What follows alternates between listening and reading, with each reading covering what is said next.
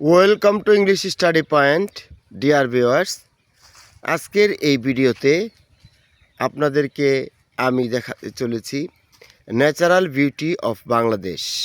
বাংলার যে প্রাকৃতিক সৌন্দর্য দেখেন কত সুন্দর, মাঠের পর মাঠ দিগন্ত জোড়া মানুষ ফসল করেছে, আবাদ করেছে।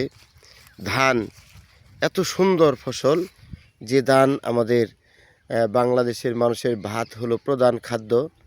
এই খাদ্যের উৎপাদনের জন্য কৃষকরা পরিশ্রম করেছে। মাশাআল্লাহ, এবার চমৎকার ফসল হয়েছে। আপনি পুরো ভিডিও জুড়ে দেখবেন যে ফসলের মাঠ এবং প্রচুর পরিমাণে ধানের আবাদ করা হয়েছে। কত সুন্দর আমাদের এই বাংলাদেশের চিরচেনা প্রকৃতি। এইটা কয়েকদিন পর কিন্তু এমন থাকবে না। যখন ধান বের হওয়ার সময় হবে তখন কিন্তু আরও একটি সুন্দর রূপ ধারণ করবে। সকলকে ধন্যবাদ।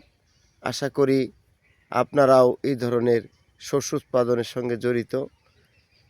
যদি শস্য কৃষক উৎপাদন না করে তাহলে কিন্তু কারোরই খাদ্য জুটবে না।